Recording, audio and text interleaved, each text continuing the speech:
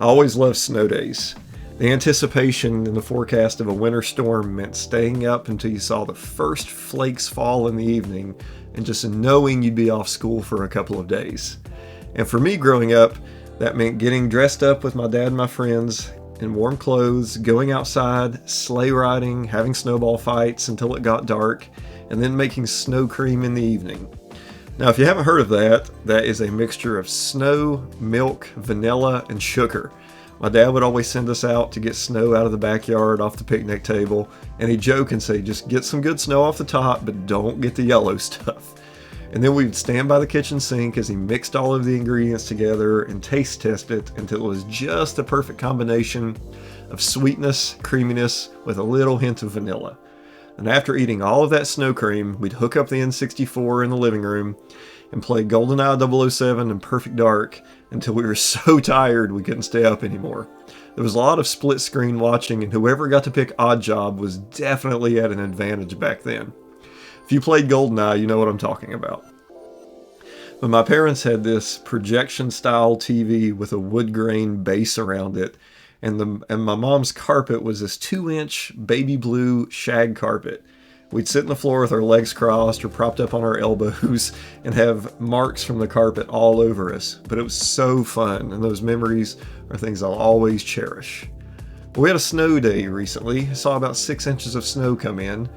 And nowadays, for me, that means hanging out with my wife, playing some games on the PC, but recently working on the aim training. So that's where we're talking today about making sure you have a plan to execute for improvement. You know, it's one thing to just do an activity and hope you improve, but strategically planning out specifically what you're going to do for that improvement is a pretty big deal.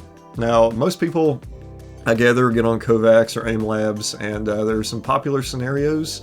I actually haven't played them, Grid Shot or some of the tracking scenarios. So with the research I did when I got into improving my aim training, I found the playlists for the basic fundamentals and expanded from there. So after a few weeks of just doing those fundamentals, I wanted to branch out and find some more curated playlists to work on the core skills, but also expand the supplemental skills that I know I'm lacking, which is in reactivity and just general smoothness. So the plan here after doing the benchmarks is to, I looked into the Voltaic Daily Improvement Method, and they just recently put out new benchmarks, and someone on Twitter I found had made those mini curated playlists for each area of development. So reactive tracking, smooth tracking, static clicking, dynamic clicking, all the different realms in those benchmarks.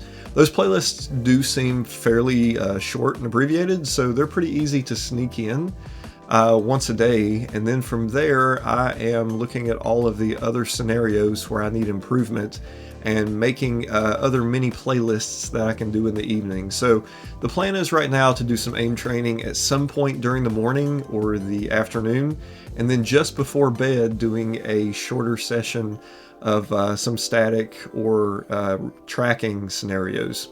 And the reason for this is because if you break up practice, it often leads to better retention. So a little bit longer of a session in the morning and then a break in the evening, afternoon, maybe play some games in there, transfer the over to the actual FPS game.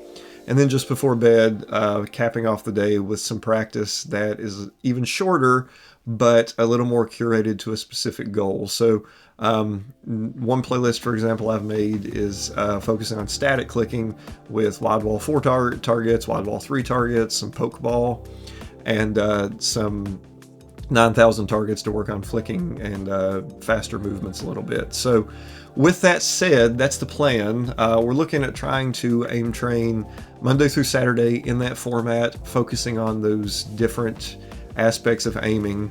And then on Sunday, having a free day to work on whatever I felt like needs a little more practice throughout the week. And of course, it doesn't mean anything if we can't translate these skills into our actual games. So still playing Apex, Marvel, Fortnite in my spare time, working on intentionally applying the skills learned in the aim trainer to that. So probably going to talk a little bit about the intentionality with what I'm trying to do with my aiming.